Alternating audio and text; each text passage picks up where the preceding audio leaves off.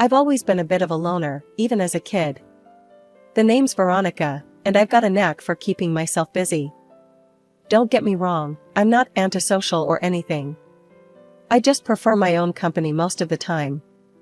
My mom, bless her heart, recognized my independent streak early on. Instead of trying to change me, she channeled it into something productive. She introduced me to the world of cooking when I was barely tall enough to reach the kitchen counter. I soaked it all up like a sponge.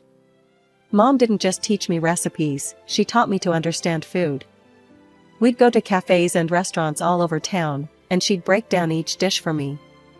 As I grew older, my fascination with food only intensified.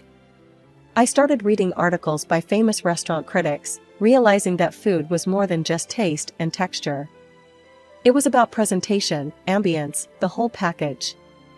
One day, I turned to Mom and said, "I want to write about food." She looked at me, a hint of pride in her eyes. "Then you better learn everything there is to know about it, kiddo." And that's exactly what I did. I enrolled in a culinary institute, determined to become a master of the culinary arts. After graduating, I didn't stop there. I took journalism courses, honing my writing skills. I wanted to paint pictures with words, to make people taste the food through my descriptions. My first gig as a restaurant critic was for a small local paper. I wrote about a tiny Italian place, describing the way the homemade pasta melted in my mouth and how the rich aroma of garlic and basil transported me straight to a Tuscan kitchen. To my surprise, people loved it. My editor called me the next day. "Kid, you've got a gift," he said. "Keep this up, and you'll go far." And just like that, I found my calling. I bounced from newspaper to magazine, building a reputation for honest, witty reviews. But the real game changer came when I started my own social media pages.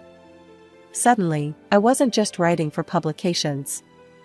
I was connecting directly with food lovers all over the world. My followers grew, hanging on my every word about the latest food trends and hidden gem restaurants. It was just another Tuesday evening. I'd settled into a cozy corner table at the Rustic Spoon, a new farm-to-table joint I was reviewing. As I jotted down notes about the ambience, an elderly couple at the next table caught my eye. The woman was peering at me intently, whispering to her husband. I offered a polite smile, used to being recognized, and turned back to my notepad. "Excuse me," the woman's voice was warm, tinged with excitement. "You're Veronica Miller, aren't you? The food critic?" I nodded. "That's me. Nice to meet you." "Oh, I'm such a fan," she gushed. "I follow all your posts. Would you like to join us for dinner?" I hesitated. Normally, I preferred to dine alone when working. But something about the couple's genuine enthusiasm made me reconsider. As I settled into their table, the woman introduced herself as Martha, her husband as George. "And this is our son, Jack," she added, gesturing to a young man I hadn't noticed before. Jack looked up from his phone, his eyes meeting mine. "Hey," he said, a lopsided grin spreading across his face. "Nice to meet you." We fell into easy conversation. Martha and George were eager to hear about my recent travels, while Jack chimed in with witty comments that had me laughing despite myself. As the evening wore on, I found myself enjoying their company more than I'd expected. Jack, in particular, was easy to talk to. We discovered a shared love for obscure indie films and terrible puns. When it was time to leave, Jack hesitated. "Hey, would it be okay if I got your number? You know, in case I need restaurant recommendations or something." I felt a flutter in my stomach that had nothing to do with the meal I'd just eaten. "Sure," I heard myself say. "For restaurant recommendations." We started texting that very night. At first, it was just about food and restaurants. But soon, we were talking about everything and anything. Our chats became the highlight of my day. A month later, Jack asked me out on a proper date. I said yes without hesitation. Our first date was at a quirky little bistro I'd been meaning to try. As we sat across from each other, I realized how comfortable I felt with him. There was none of the awkwardness I'd come to expect from first dates. A year after we met, Jack proposed. It wasn't a grand, flashy affair, he knew that wasn't my style. Instead, he cooked me dinner, a valiant effort that ended with slightly charred steak and lumpy mashed potatoes, and asked me to marry him over dessert. How could I say no to that? We moved into my apartment after the wedding. We decided to be practical about our finances, creating a joint account for shared expenses. I contributed more, given my higher income, but we both felt it was fair. Living together revealed new sides of Jack. He had a habit of leaving dishes in the sink and his clothes strewn about. His toothpaste tube was perpetually uncapped, and coffee mugs multiplied on every surface. I bit my tongue, reminding myself that I wasn't perfect either. It's just an adjustment period, I told myself. We'll find our rhythm. And slowly, we did. Jack made an effort to tidy up more, and I learned to relax my standards a bit. It wasn't perfect, but it was ours. 6 months later, it was time for our first vacation together. As we stood in the airport, luggage in tow, I felt a surge of excitement. I turned to Jack, ready to share my joy, when I noticed his gaze fixed on something behind me. I spun around to see Martha and George approaching us, beaming widely. They carried only small carry-on bags, looking as if they were embarking on a day trip rather than a week-long vacation. "Surprise!" Martha exclaimed, pulling Jack into a hug. "We couldn't let you two lovebirds have all the fun, could we?" I felt my stomach drop. This wasn't part of the plan. I looked at Jack, hoping for some explanation, but he avoided my gaze. "It's, kind of a family tradition," he mumbled. "We always vacation together." I forced a smile, trying to mask my disappointment and frustration. "How nice," I managed to say. "But don't you need more luggage for a week-long trip?" George waved his hand dismissively. "Oh, we'll just pick up what we need there. No point in lugging around heavy suitcases, right?" The first few days of our vacation were a whirlwind. I focused on the positives, the beautiful scenery, the interesting flavor combinations I discovered, the warm hospitality of the locals. But as the days wore on, I couldn't help but notice how freely Martha and George spent money. They shopped like there was no tomorrow, ate at the fanciest places, and never seemed to worry about the bill. One evening, as we sat in yet another overpriced restaurant, I couldn't contain my curiosity any longer. I leaned towards Jack and whispered, "How can your parents afford all this? They're retired, aren't they?" Jack shifted uncomfortably in his seat. They're good with money," he mumbled, suddenly very interested in the menu. I wanted to press further, but Martha chose that moment to launch into a story about her bridge club, effectively ending our private conversation. As our vacation drew to a close, I found myself looking forward to returning home. The day after we returned, I decided to check our joint account, curious to see how much we'd spent. As I logged in, my eyes widened in shock. The balance was much lower than I'd expected, alarmingly so. "Jack, can you come here for a minute?" I called out, my voice tight. I turned the screen towards him. "Care to explain this?" Jack's face paled as he looked at the numbers. "I might have used our account to cover some of Mom and Dad's expenses," he admitted quietly. I took a deep breath, trying to calm the anger bubbling up inside me. "Jack, that was our money. Money that I mostly contributed. You should have discussed this with me first." I know, he said, reaching for my hand. "I'm sorry, Ronnie. It won't happen again, I promise."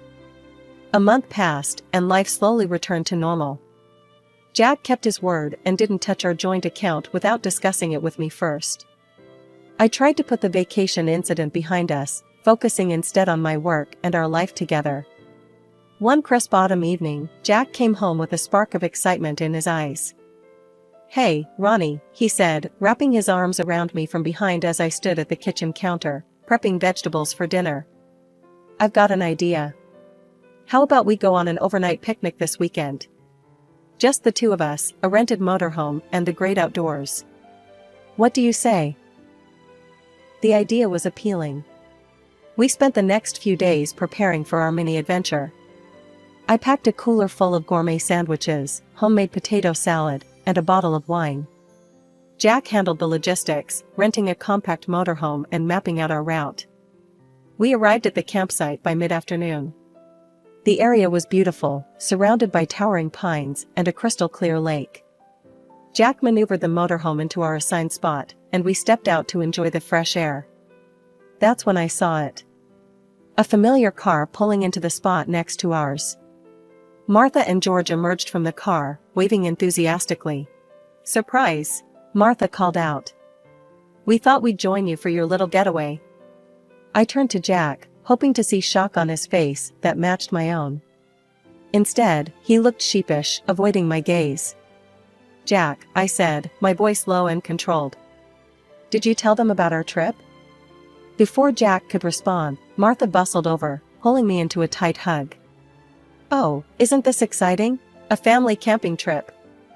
I forced a smile, noticing that once again, they had arrived without any supplies. No tent, no food, not even a change of clothes. As the evening wore on, it became clear that our romantic getaway had turned into a family ordeal. Martha and George dominated the conversation, regaling us with stories of their past camping adventures. They helped themselves to our food and wine, leaving little for Jack and me. When it came time to sleep, another problem arose. Our compact motorhome wasn't designed for 4 adults. And Jack turned to his mother. "You and Dad take the bedroom. Ronnie and I will manage in the car." And so, instead of enjoying a cozy night in our rented motorhome, I found myself uncomfortably curled up in the backseat of our car, with Jack snoring softly in the front. The next morning, bleary-eyed and stiff from our awkward sleeping arrangements, I suggested to Jack that we cut our trip short. The drive home was tense, filled with awkward small talk and long stretches of silence.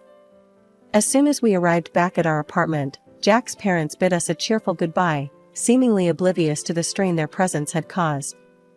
Once they were gone, I turned to Jack. "We need to talk about this," I said firmly. He nodded, looking resigned. "I know. I'm sorry, Ronnie. I should have told you they were coming." "It's not just about that," I sighed. "It's about boundaries, Jack. Your parents can't keep barging into our lives like this. We need to set some ground rules." Jack nodded slowly.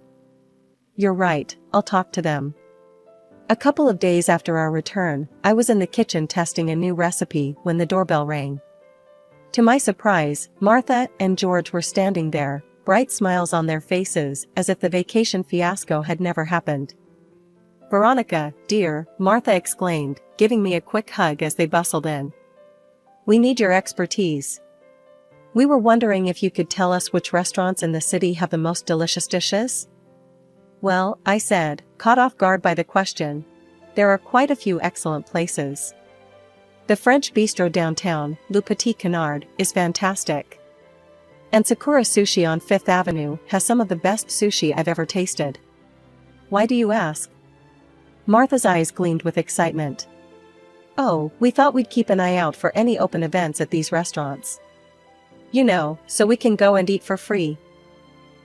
I turned to Jack, who had just walked into the room, hoping he'd back me up. But he just shrugged and said, "Come on, Ronnie. You've got to accept my parents as they are. No use trying to change them."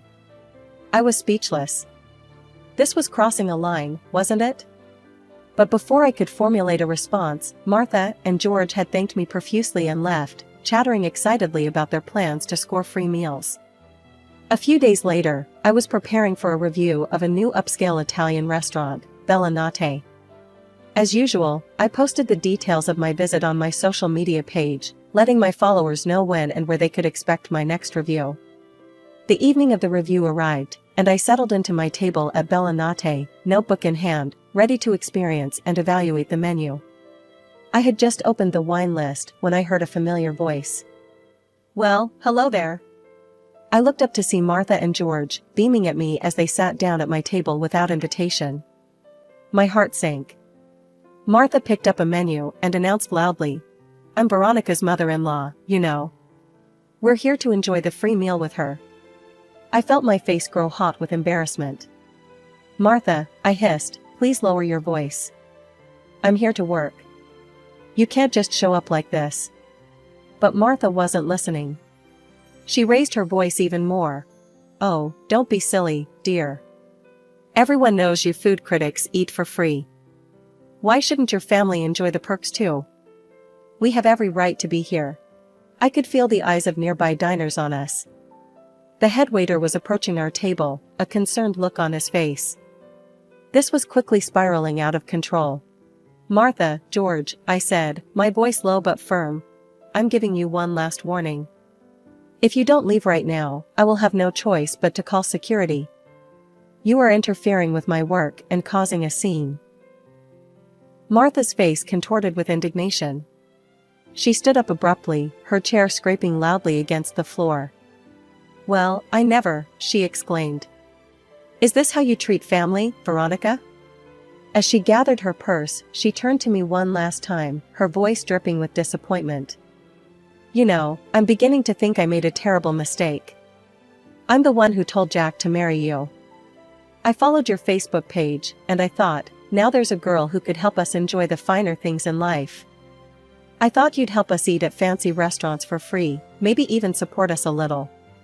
But clearly, I was wrong. If this is how you treat family, well, we're no longer interested in being part of yours." With that parting shot, Martha stormed out of the restaurant, George trailing behind her. The silence that followed was deafening. My hands shaking, I reached for my phone and dialed Jack's number. He picked up on the third ring. "Jack," I said, my voice barely above a whisper, "is it true?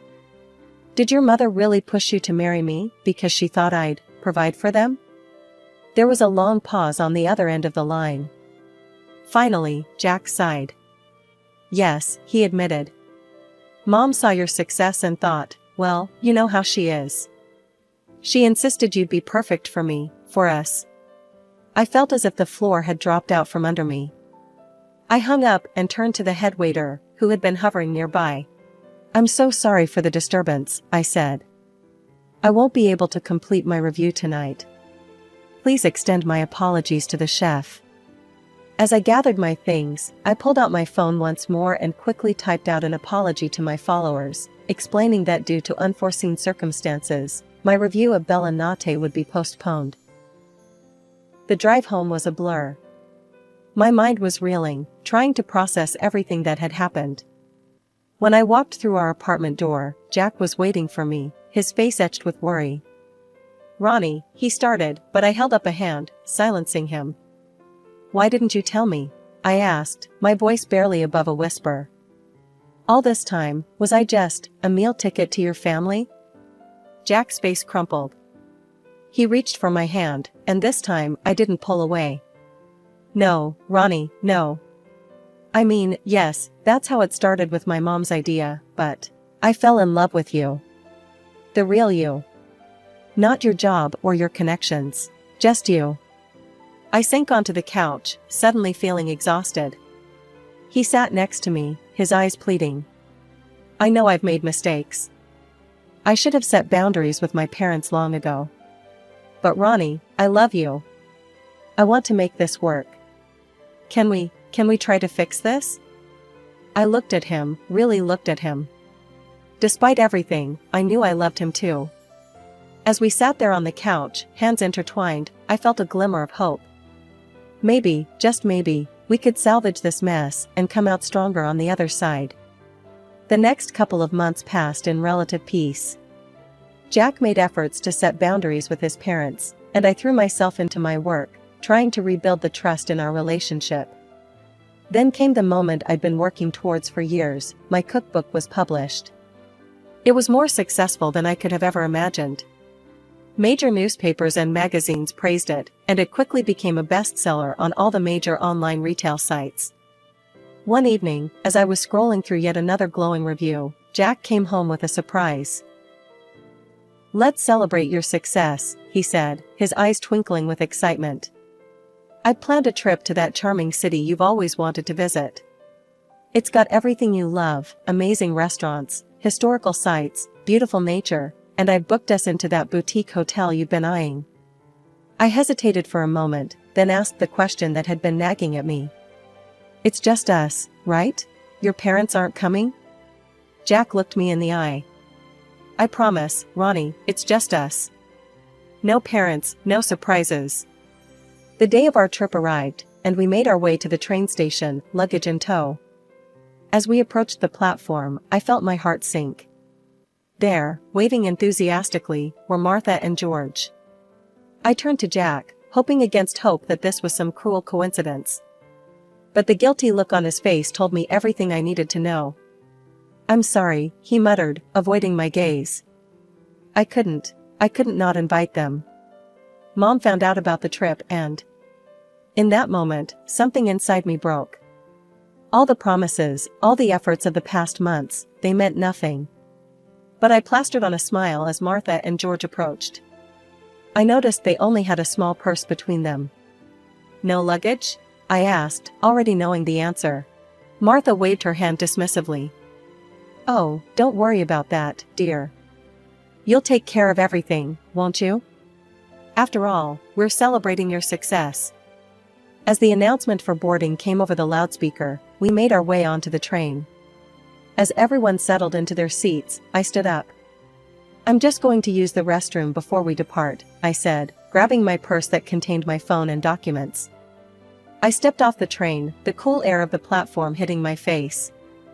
I stood there, watching as the train's doors closed, as the whistle blew, as it slowly began to pull away from the station. My phone buzzed in my purse, startling me out of my reverie.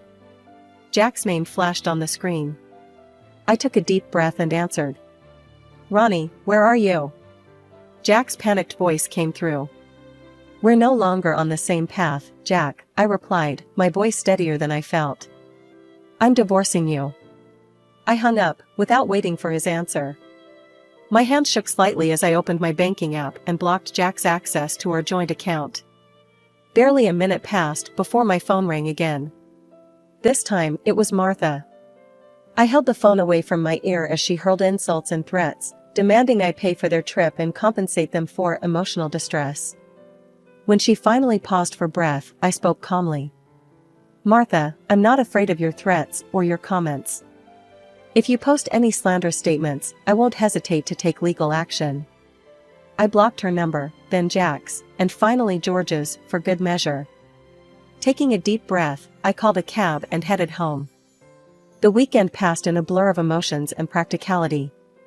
I packed Jack's belongings, contacted a lawyer, and drafted divorce papers. By Monday morning, I felt exhausted but resolute. The sound of a key in the lock made me tense.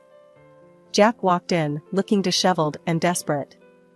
"Ronnie, please," he began, moving towards me with open arms. I stepped back, gesturing to the suitcases by the door. "Your things are packed. It's time for you to leave." His face crumpled. "You can't mean that. Look, I've learned my lesson. I had a huge fight with my parents on the trip. I told them I wouldn't pay for them anymore. I'm not even speaking to them now. Please, give me another chance." I shook my head, handing him the divorce papers. "It's too late, Jack. This isn't just about your parents. It's about trust, respect, and the life I want to live. We want different things, and that's okay, but I can't do this anymore." After a long moment, he nodded, shoulders slumping in defeat. He picked up his suitcases and walked out, closing the door behind him with a final click. The following weeks were challenging but liberating.